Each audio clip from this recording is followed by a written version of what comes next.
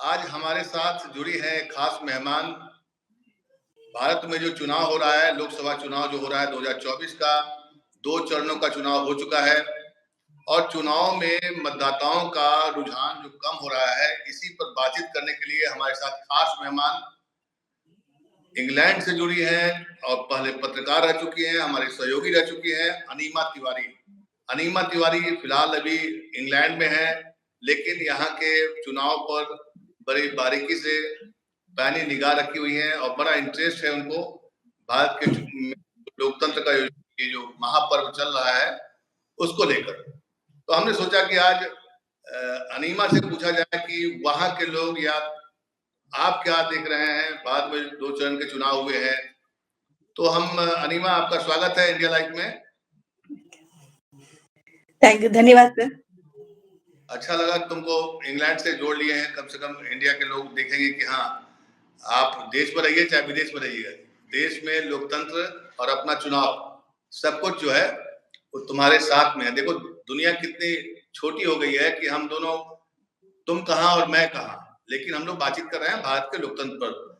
मेरा पहला सवाल अनीमा, आप लंबे समय तक पत्रकारिता में रही हैं, रिपोर्टिंग की है आपने, अच्छा खासा अनुभव है, लेकिन इस बार के चुनाव में मतदाताओं का जो रुझान है, जो उनका जो उत्साह है, उसमें काफी कमी देखी जा रही है, जो परसेंटेज निकल के सामने आ रहा है। तो मेरा पहला सवाल अनीमा आपसे है, ये है कि आप क्या देख रही हैं, कैसे देख रही हैं इसको? क्या सिर्फ ये चुनाव चूंकि गर्मी में हो रहा है उसकी वजह है, एक वजह है, या और कुछ वजह है? क्या कहना है आपका? शुरुआत में ये इससे करना चाहूंगी। पहले चुनाव तो एक महापर्व के तौर पे इसको मनाया जाता था और अभी भी इसको लोग मानते हैं। जो हमारे पुरानी सोच के लोग हैं, अभी भी इसको महापर्व के तौर पे ही मानते हैं। लेकिन जो पहले जो लोगों में उत्साह थी, जो पहले लोग सुबह तैयार होकर के नहा धो करके घर से निकला करते थे और लंबी कतार में चाहे कितनी भी गर्मी हो, बारिश हो, कैसा भी मौसम हो, उन पर वो पहले हावी नहीं हुआ करता था। लोग जाते थे, वोट करते थे और एक दूसरे को मनोबल भी देते थे कि जाओ और वोट करो। लेकिन अभी वो जो बिल्कुल मानसिकता बिल्कुल बदल चुकी है। चाहे गर्मी हो, अगर जिनको वोट करना है वो तो वोट करेंगे ही, लेकिन अभी जो लोगों की मानसिकता जो बदली है उसमें मैं कहूँगी कि लोगों का विश्वास खत्म हो चुका है, लोगों में उत्साह की भावना खत्म हो चुकी है। लोग को समझ में नहीं आ रहा है, वो लोग सोचते हैं हाँ ठीक है, वोट दिया है, वोटिंग का डेट है, तो घर में छुट्टी मना रहे हैं, वोटिंग करने नहीं जा रहे हैं। तो इसके पीछे मैं तो बोलूँगी लोगों का विश्वास खत्म हो रहा है। अब मैं एक बात पे यहाँ पे ऐड करना चाहूँगी, मैंने देखा कि बहुत बड़ी रैली लगी है, लोग बोल रहे हैं भारत माता की, तो लोग जय नहीं बोल रहे हैं। तो ये हाँ, ये काफ़ी, ये मैं बोलूँगी काफ़ी ये दुखद है। मैं बाहर रहने के बाद भी मुझे लगता था कि इलेक्शन पे हमारा ध्यान रहता था कि पता नहीं किसकी सरकार आएगी, लोगों की सोच कैसी है। लेकिन जब मैंने देखा क्या लोगों में उत्साह खत्म हो गया है, लोग वोट करने के लिए बाहर नहीं जा रहे हैं, घर में छुट्टी मना रहे हैं, तो काफ़ी दुःख हुआ। क्योंकि एक-एक वोट बहुत काउंट करता है। एक-एक वोट बहुत काउंट करता है, ये सभी लोग बोलते हैं और प्रधानमंत्री श्री नरेंद्र मोदी ने भी अपील की है। हर बार चुनाव के पहले अपील करते हैं कि लोग बाहर निकले, जाकर वोट दें। इलेक्शन कमीशन का भी मैसेज आता है, फिल्मी सितारे भी इस पर प्रचार करते हैं, मैसेज देते हैं, उनको ब्रांड एम्बेसडर बनाया जाता है। एक-एक वोट कीमती तो है, लेकिन आपने जो कहा कि लोगों का भरोसा कम हुआ है, ये भरोसा किससे कम हुआ है? मैं अनीमा आपसे जानना चाहता हूँ कि ये भरोसा किससे कम हुआ है? पॉलिटिकल पार्टी से या सरकार से या सिस्टम से, किससे? जिम्मेदार तो तीनों को लेने पड़ेंगे, चाहे पॉलिटिकल पार्टी, जब उनको वोट लेना होता है तो वो जाते हैं घरों-घर और लोगों से मिलते हैं कि हम आपके लिए नौकरी दे देंगे, हम महिलाओं को आगे बढ़ाएँगे, उनको नौकरी देंगे, हम रोजगार बढ़ाएँगे, हम यहाँ पे रेल की सुविधा दे देंगे। लेकिन सुविधा जब उनको वोट लेना होता है तब वो बड़ी-बड़ी बातें करते हैं। जैसे ही वोट खत्म हो जाता है, किसी की सरकार बन जाती है, तो वो गली भी वो भूल जाते हैं कि हमें उस गली में जाना था या हम कभी गए थे। तो सरकार की तरफ पे उनका विश्वास पहला खत्म हो चुका है। जो सरकार बनती है, वो सिर्फ़ अपना पॉकेट गरम करती है, सिर्फ़ अपनी कुर्सी वो गरम करती है। वो समाज के बारे में, लोगों के बारे में नहीं सोचती है। सरकार चाहे किसी की भी बने, वो सिर्फ़ खुद के बारे में सोचते हैं। किसी भी अपने समाज के बारे में नहीं सोचते। तो यही कारण है, चाहे युवाओं में देखें नौकरी की समस्या होती जा रही है दिन ब दिन, उन्हें नौकरी नहीं मिल रही है। उन्हें महँगाई बढ़ते जा रही है, दूसरा मुद्दा महँगाई बहुत ही बढ़ती है जिसके कारण लोगों को सर्वाइव करना मुश्किल हो जा रहा है। तो ये सब जो एक-एक करके मुद्दे हैं ना जिसकी वजह से लोगों में विश्वास सरकार की तरफ से, चाहे आप बोलिए पॉलिटिकल पार्टी के ऊपर से, सभी की तरफ से विश्वास खत्म हो गया है। उन्हें जो मिडल क्लास के लोग हैं, अनीमा, अभी सीएसजीएस और लोक नीति और द हिंदू अखबार ने एक सर्वे कराया था। चुनाव के पहले एक सर्वे हुआ था, उस सर्वे में भी ये बातें निकल के आई है, मेरे पास वो डाटा है कि 2019 में 51% वोटर जो हैं, मतदाता जो हैं, चुनाव आयोग पर बहुत ज्यादा भरोसा करते थे। अब ऐसे लोगों की संख्या घटकर 28% रह गई है, 28%। अब आप समझिए कि नेता लोग तो कुछ भी बोल देते हैं, उनको तो मतलब नहीं हो, तो आपने सही कहा कि वो लोग वोट देते हैं, उसका फिर आते नहीं है। और सबसे महत्वपूर्ण एक और डाटा मैं पढ़ रहा था कि हमारा लोकतंत्र तो बहुत एक तरह से मैच्योर हो चुका है, लेकिन सेकंड फेज का एक मेरे पास डाटा आया है, मैं आपको शेयर करूंगा, उसके बाद हम लोग 45% उम्मीदवार जो है सेकंड चरण में जो चुनाव हुआ है सेकंड फेज में, उनकी उसमें 45% ऐसे उम्मीदवार हैं जिनकी पढ़ाई लिखाई 5वीं क्लास से 12वीं क्लास के बीच की है। आप समझिए, हमारा लोकतंत्र का 70 साल हो चुके हैं, और उसके बाद अगर हमारे नेता जो नीति बनाते हैं, और ये नेता कैसे बनते हैं, कोई पॉलिटिकल पार्टी उनको टिकट देती है, इसमें तो सभी पॉलिटिकल पार्टी शामिल है, किसी एक पर तो आप ब्लेम नहीं कर सकते हैं, किसी ने कम दिया होगा, किसी ने ज्यादा दिया होगा। तो मैं देख रहा था कि सेकंड फेज में जो उम्मीदवार थे, 45% ऐसे उम्मीदवार हैं जिनकी शिक्षा दीक्षा जो है 5वीं और 12वीं के बीच है, और 48% उम्मीदवारों ने अपनी शैक्षणिक योग्यता स्नातक और इससे ज्यादा बताई है। 37 उम्मीदवार डिप्लोमा धारक हैं, और 33 उम्मीदवार साक्षर हैं, जबकि 8 उम्मीदवार अनपढ़ भी हैं। 3 उम्मीदवारों ने अपनी शैक्षिक योग्यता घोषित नहीं की है। ये भी एक फैक्ट है जो कि चुनाव के समय ये बातें आती नहीं है, लेकिन मैं जब पढ़ रहा था, क्योंकि आजकल क्या होता है कि पढ़ाई लिखाई थोड़ा सा कम करते हैं लोग, चाहे पत्रकार हो, चाहे देश का जनमानस भी जो फैक्ट है उसको छोड़ देता है। लेकिन ये सर्वे आया है, सीएसजीएस एक हर बार सर्वे कराती है, और उसी सर्वे में है कि मुद्दा क्या होना चाहिए। लेकिन आज जो चुनाव के प्रचार में देख रहे हैं कि आपको क्या करना है इस पर, जो मैंने आपको बातें बताई अनिमा? ये बात मैं आपसे बोलना चाह रही थी। मैं यहाँ पे किसी भी नेता या किसी लोगों का नाम मैं गिन के नहीं सामने लाना चाहती हूँ। लेकिन ये बहुत बड़ी सच्चाई है जिससे हम इसको बिल्कुल भी नकार नहीं सकते हैं। अगर हमारे नेता ही पढ़े-लिखे नहीं हैं, कहते हैं कि आप जब किताब पढ़ते हैं ना, कोई चीज़ पढ़ते हैं, तो आपको ज्ञान आता है। आप किसी चीज़ को ज्ञान अगर लेना चाह रहे हैं, नॉलेज लेना चाह रहे हैं, उसके लिए पढ़ाई बहुत बड़ी ज़रूरी होती है। बहुत मतलब पढ़ाई करना ज़रूरी है, पढ़ाई करेंगे तभी आपको किसी चीज़ का ज्ञान आपको मिल सकता है। जो ऐसे जो आप जो प्रैक्टिकल नॉलेज वो, लेकिन जो पढ़ाई का जो है किताब का नज़ारिया, फिर जो आपने पढ़ाई प्रॉपर्ली की है, तो वो एक बहुत बड़ा महत्व रखता है। तो अगर मैं यहाँ पे मेंशन नाम नहीं करना चाहूँगी, नाम अगर कोई नेता जो खुद ही पढ़ाई नहीं किया हो, चाहे वो 12वीं फेल हो, चाहे वो 8वीं फेल हो, और वो देश को चलाने चला है, किसी राज्य को कर रहा है, तो उसपे हम क्या भरोसा करेंगे? जहाँ पे लोग जहाँ हमारे भारतीय मूल के लोग इतने पढ़े-लिखे हैं, आईएएस है, आईआईटीएन है, अपने-अपने क्षेत्र में सब आगे बढ़ते जा रहे हैं। तो वो अगर वो देखेंगे तो वो सोचेंगे कि इंसान क्या ये इंसान किसी चीज़ को चलाने के लायक है? अच्छा, जिसको अनिमा, ये तो आपने सही कहा।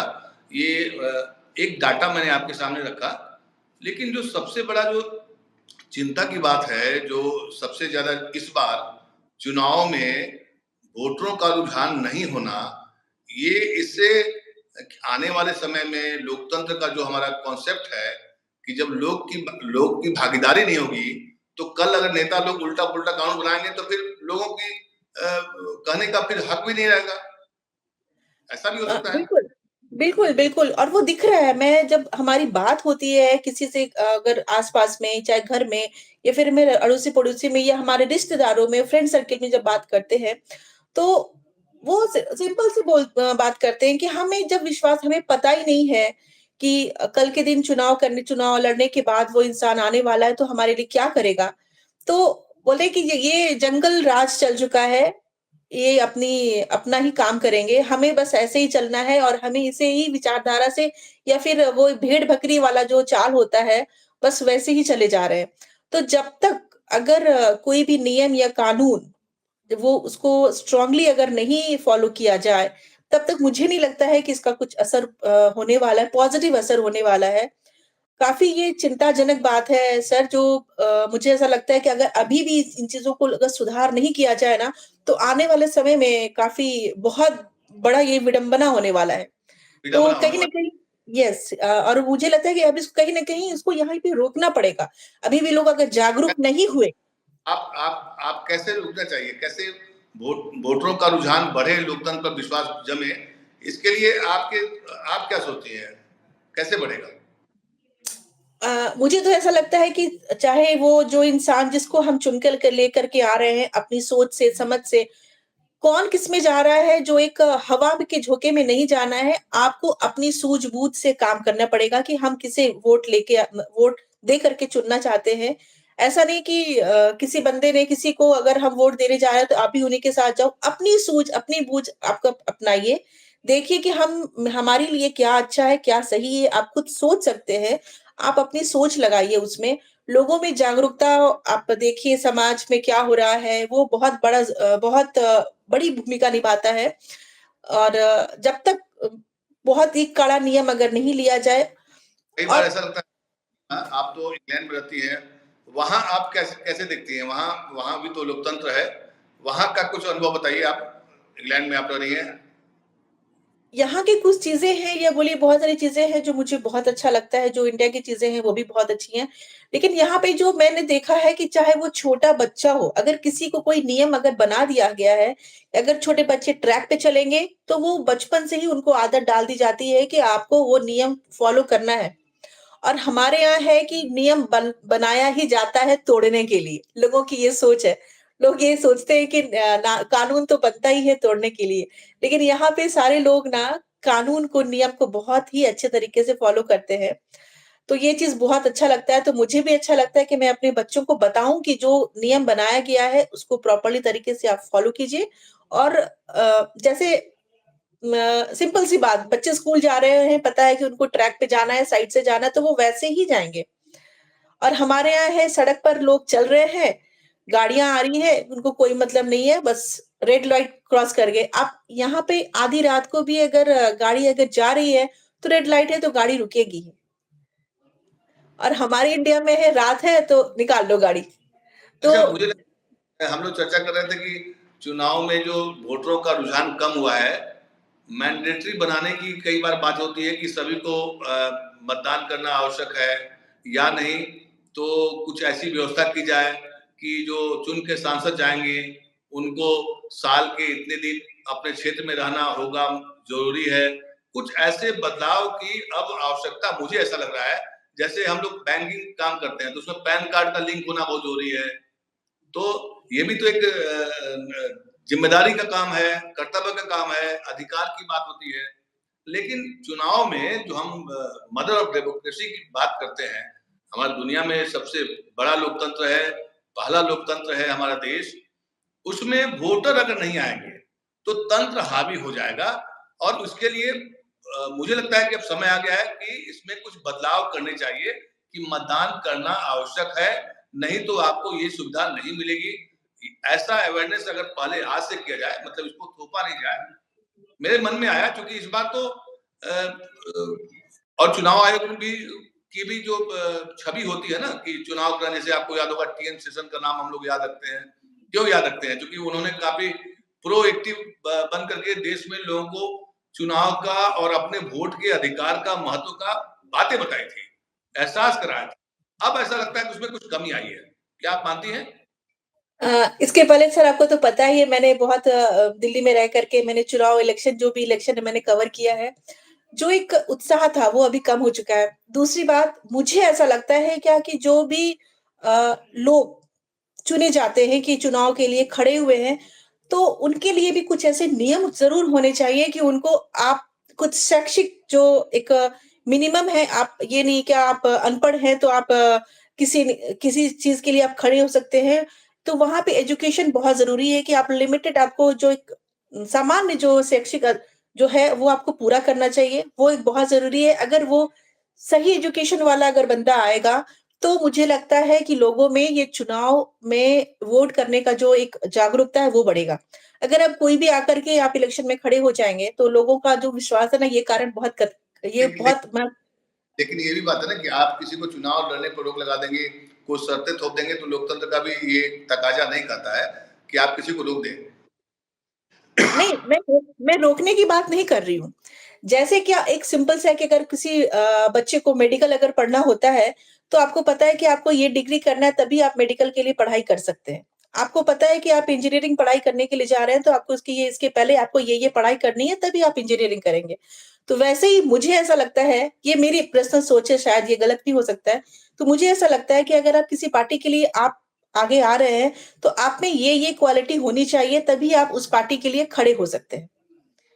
जब आप में खुद ही नहीं को सोच समझने की जब आप तरीके से बोल भी नहीं पा रहे हैं, तो आप क्या किसी चीज़ को सही तरीके से चलाएँगे? अभी ये अभी आपको आपको पता है, एक वीडियो मैंने देखा था, हेमा मालिनी जी हैं, जो फ़िल्म एक्ट्रेस हैं, मथुरा से सांसद हैं, उनसे रिपोर्टर सवाल कर रहा था कि आप यहाँ क्षेत्र में नहीं रहती हैं, तो बोले, उनका जवाब था कि क्षेत्र में रहना उनकी ज़िम्मेदारी नहीं है। ये वीडियो देख रहा था। अब समझिए एक सांसद बोल रहा है कि क्षेत्र में रहना उनकी ज़िम्मेदारी नहीं है, उनका काम बहुत है। जबकि हाँ, सांसद का, विधायक का चुना जाना का मतलब होता है कि आप क्षेत्र के लोगों के साथ रहें, पहली बात। एक और सांसद का वीडियो मैंने देखा, किसी रिपोर्टर ने पूछा कि आपके मुद्दे क्या हैं? तो उन्होंने कहा कि पहले मैं चुनाव जीत जाऊँ, उसके बाद मैं यहाँ के लोगों के साथ बैठ करके मुद्दे पर डिस्कस करूँगा। अब ऐसे-ऐसे कैंडिडेट आ रहे हैं, वो अब किसी पॉलिटिकल पार्टी का नाम क्या लेना है, लेकिन आप समझ सकते हैं कि ये बड़ी पार्टियों के साथ में ऐसा हो रहा है। चुनाव जीतने के जो हथकंडे अपनाए जा रहे हैं पॉलिटिकल पार्टीज के द्वारा, वो भी एक बहुत बड़ा कारण है कि आम मतदाता, शरीफ मतदाता, जो एक जागरूक मतदाता है, वो पीछे हट रहा है। बिल्कुल, बिल्कुल। जैसे मैंने बताया ना आपको कि जैसे कुछ चीज़ों को पता है कि आप में जो एजुकेशन है वो आपने कहाँ तक की है, वो एक पहला क्राइटेरिया होना चाहिए। दूसरा, आप जिस क्षेत्र से आप खड़े हो रहे हैं, आपने अपना कितना समय उस क्षेत्र को दिया है। आपने उस समाज के लिए आपने उस एरिया के लिए क्या किया है? वो भी क्राइटेरिया बहुत ज़रूरी है क्योंकि अगर एक समय सीमा सब में बाँध देना चाहिए कि आपको इस क्षेत्र में इतना समय आपको काटना है। जिससे लोग आपका काम लोग आपको पहचाने, आप लोगों को पहचानो आप समाज के लिए क्या कर रहे हो। जिससे मुझे ऐसा लगता है इन सब चीज़ों को 1-2 चीज़ें हैं चाहे वो फ़िल्म एक्ट्रेस हो, चाहे वो अ मैंने देखा है क्या जब रिपोर्टर कोई सवाल पूछते हैं ना, तो शायद उनमें ये सवाल पूछने की भी हिम्मत होनी चाहिए। ये कभी-कभी वो पूछते भी होंगे लेकिन उनका जवाब नहीं देते होंगे, कट के आता होगा कि किस क्षेत्र में कोई भी चाहे वो सज़ा याफ़्ता इंसान हो और वो आ गया इलेक्शन करने के लिए। तो ये आप कैसे करेंगे कि आपने इतना साल अपना जेल में काटा है और आप आ गए इलेक्शन लड़ने के लिए? तो आपने क्या सोच करके आपके दिमाग में क्या हुआ कि हम इलेक्शन लड़ने लगे? आपने क्या किया समाज के लिए? आपने गुंडागिरी किया इसके लिए आप समाज में आ रहे हैं?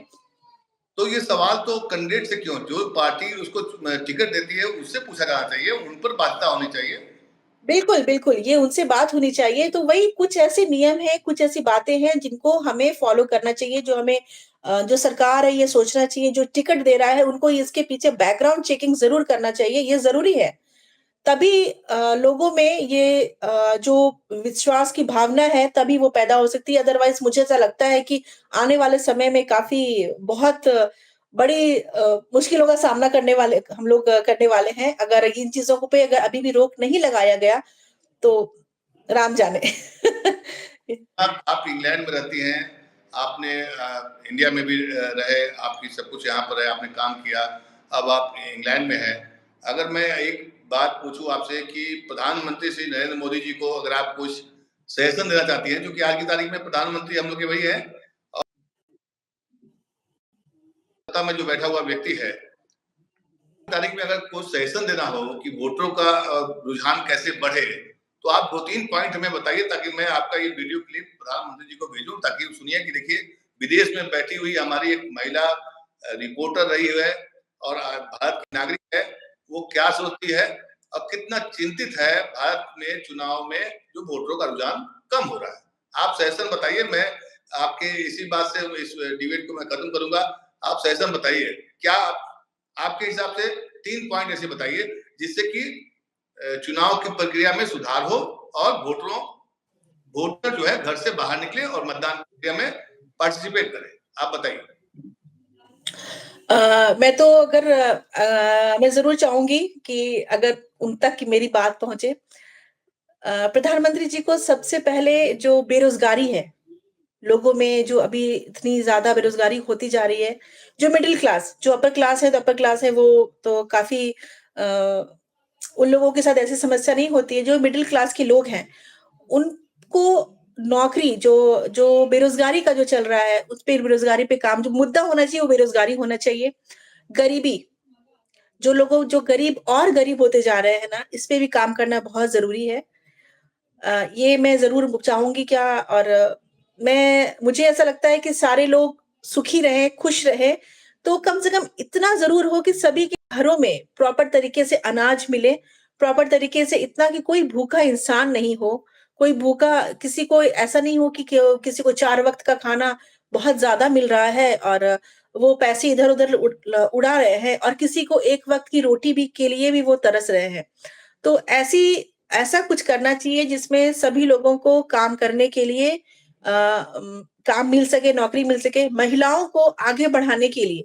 क्योंकि कहते हैं ना कि हमारे देश में है कि एक मर्द कमाता है, एक इंसान कमाता है और 4 लोग बैठ के खाते हैं।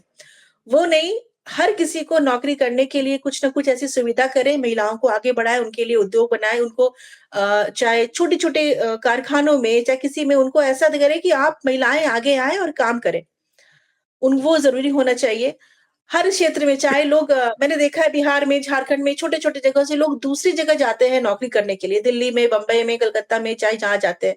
तो अलग-अलग एरिया में, अपने एरिया में कुछ ऐसा कुछ करें जिसकी वजह से लोग बाहर नहीं जाएँ नौकरी करने के लिए, उनको वहीं पे कुछ ऐसा काम मिले जो अपने घर को वो प्रॉपर तरीके से चला जाए। तो नौकरी बहुत बड़ा मुद्दा है, बेरोज़गारी अ, औरतों को आगे बढ़ाने के लिए कुछ ऐसी व्यवस्था की जाए जिससे नौकरी औरतें घर से बाहर निकले और अपना थोड़ा बहुत वो जीवन यापन वो कर सके।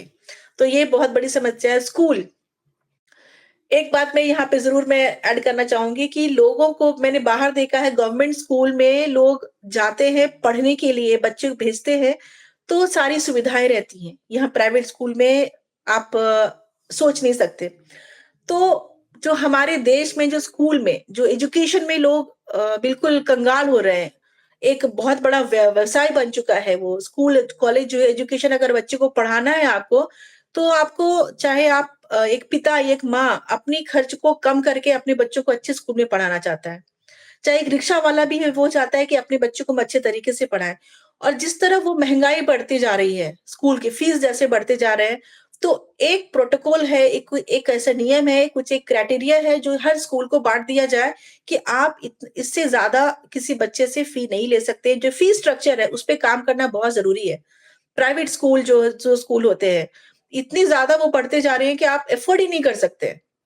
एक नॉर्मल इंसान जो है, वो एफर्ट ही नहीं सोच ही नहीं सकता है एक बच्चे को पढ़ाने के लिए, तो 2 बच्चे या 3 बच्चों को कहाँ से पढ़ाएगा वो? ये बहुत ही गंभीर समस्या है।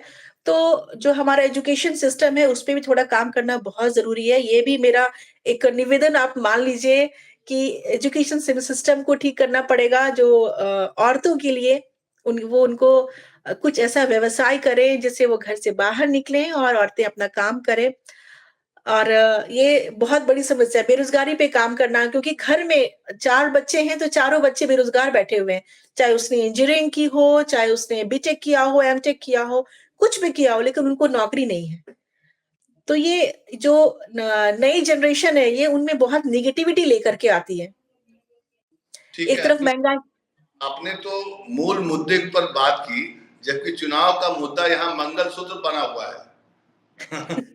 चुनाव का जो अभी मुद्दा बना हुआ है मंगलसूत्र, और आप बात कर रही हैं मूल मुद्दे की।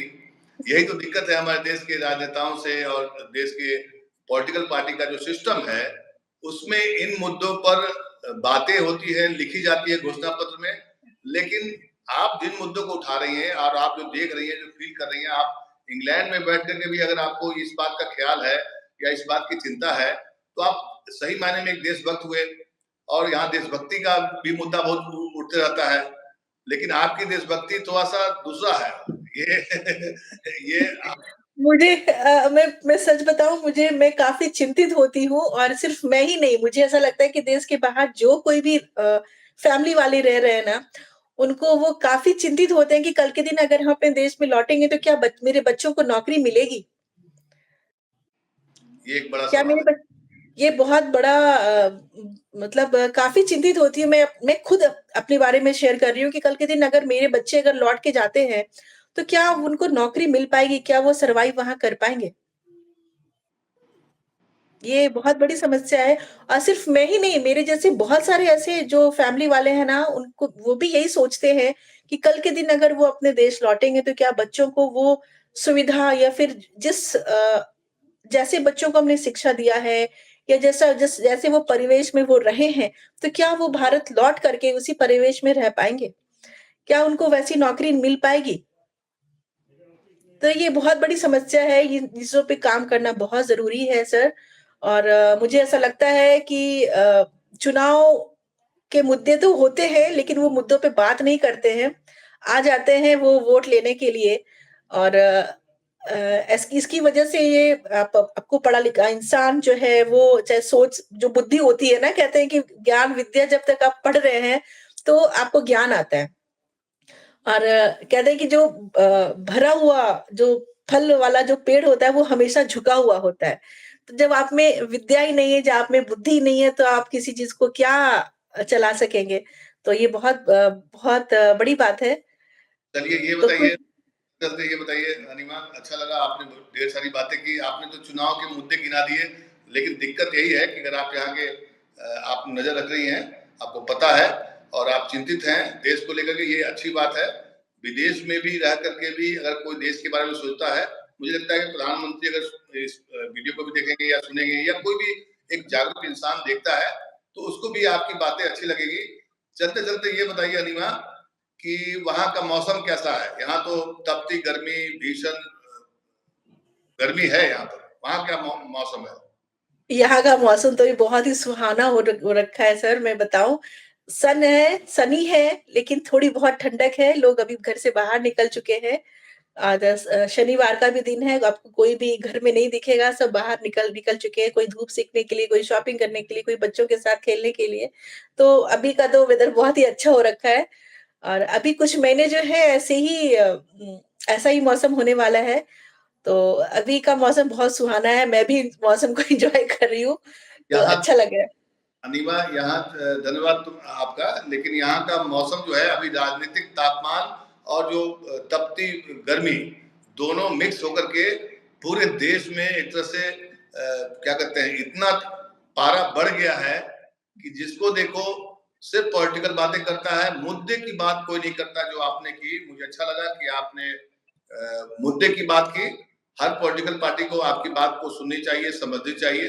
मुझे लगता है सिर्फ प्रधानमंत्री नहीं, बल्कि जो भी पॉलिटिकल पार्टी चुनाव में लड़ते हैं, उन सबको सुनना चाहिए, समझना चाहिए कि देश का असली मुद्दा यही है, महंगाई, बेरोजगारी और आपने बिल्कुल। शिक्षा का व्यवस्था, शिक्षा की जो बात की, वो बड़ा व्यवस्था है।